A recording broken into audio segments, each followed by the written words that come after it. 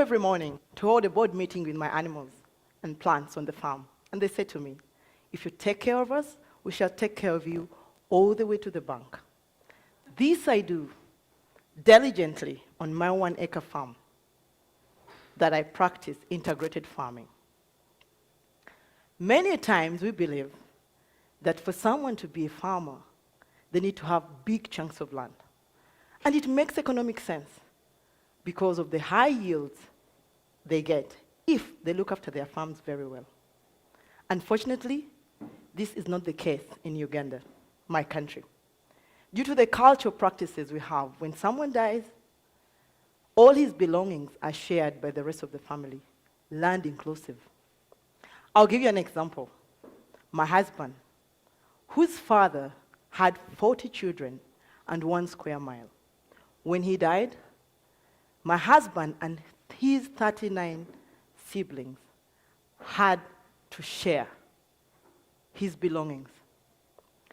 And my husband ended up getting about 2 acres. Now, if these people die, God forbid, their children, mine inclusive, are going to share the pieces of land their parents partook of their grandparents' belongings. It will literally mean that each child will get about 30 decimals, slightly bigger than a 1/4 acre. Does that mean these children won't farm, considering that the backbone of our nation, Uganda, is agriculture? I know someone in Kenya who makes hell lots of money from just a 1/4 a piece of land with 40 Frisian cows. I divided my farm into 4 quarters. The first quarter, I keep pigs. And I play with the pig dung, with the 30 sows I have, to produce food for chickens and fish. This is what I do. In the morning when I pick the pig dung from the piggery house, I leave it out in the open for 6 to 8 hours. And in so doing, flies come along and they lay eggs on it. I then cover it for 4 to 5 days, and when I open it, I get nice, juicy maggots. These I feed my chickens. And then, after I've picked the maggots out of the pig dung, I still introduce earthworms. And when I do, the earthworms multiply. As they're multiplying, they eat on the pig dung and they produce soil. This soil I use to grow vegetables. And sometimes I sell to the people in the city as for their potted plants. And as the earthworms multiply, they excrete. When they excrete, I use their excreta as a pesticide and a fertilizer for my garden. Pig dung is gold to me because I save 80% of my cost of production by feeding the chickens and the fish, which I wouldn't have done if I was using commercial feeds. The second quarter, I keep cattle. While almost everyone in Uganda uses firewood and charcoal to cook, I use dung for the cows. I introduce it in an anaerobic digester.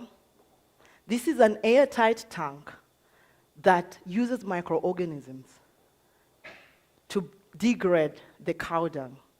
And in the process, it produces biogas that I use to cook.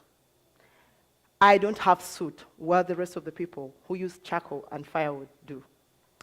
And in the process, I save on what would have happened if we cut down trees to make charcoal and biogas. Because when we do that, we bring climate change issues. The slurry that comes out of the biogas, I use this as manure for my farm. In this third quarter, I grow matoke or plantain. This is my staple food. And just like maize is the staple for South Africa, wheat for the US, and rice for the Asians. So, where I have my farm, everyone believes that nothing can ever grow there because the soils are red. And I don't blame them because while in school, we were taught that fertile soils are black. These were the loam soils. But the soil in my garden says, uh-oh, you won't grow here. And the matoke says, I will if I'm given water and manure. This I do by collecting all the urine from the pigs, all the urine from the cows, and the slurry. If I'm not mistaken, I'm the best matoke farmer in my country. Because in a quarter an acre, I get 30 bunches from this. And on average, I sell each bunch at $10. The fourth quarter, I keep fish. In a space of 2 meters by 4 meters by 1 meter depth, I can keep 500 catfish. I also do aquaponics. This is where water that comes from the fish goes through the plants, and as it goes through the plants filter it because they take the ammonia, the nitrates that were produced with the fish dung. So when it goes through the water and back, when it goes through the plants and back to the water or to the fish, it is clean, oxygenated water for my tilapia. Tilapia needs oxygen. In a space of 8 meters by 15 meters, I grow tomatoes, and I can have 4,800 kilos in 6 months, which amounts to about 2,700 US dollars. I also do hydroponics. This is soilless farming, where cereals like barley are used. They are sprouted and using germination, conditions of germination, that is air, water, and warmth. And when I do that, in 6 days, I produce food for my animals.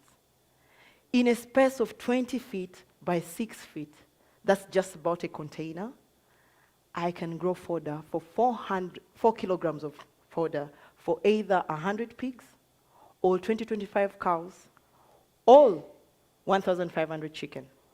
And if my pigs eat this, I produce good quality pork. If my chickens eat this, I have yellow yolk eggs, which I sell expensively because they're organic. And if the cattle eat this, I'll have milk without having to struggle to cut down trees or moving around looking for grass. Out of the proceeds from the farm, my husband and I decided to build a primary school.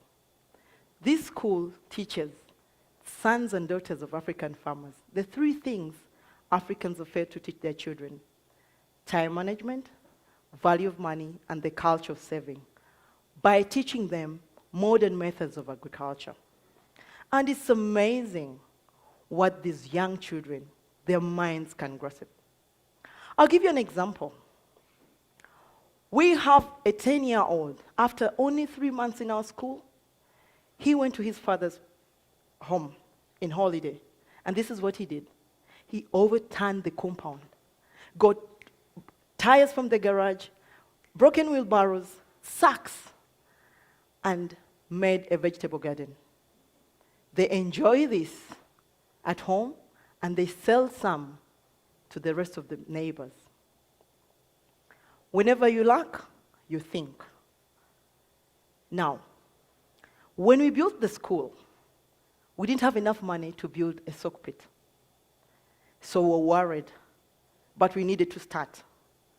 And the first day of the school, this is what happened. A lot of water gushed out of the showers.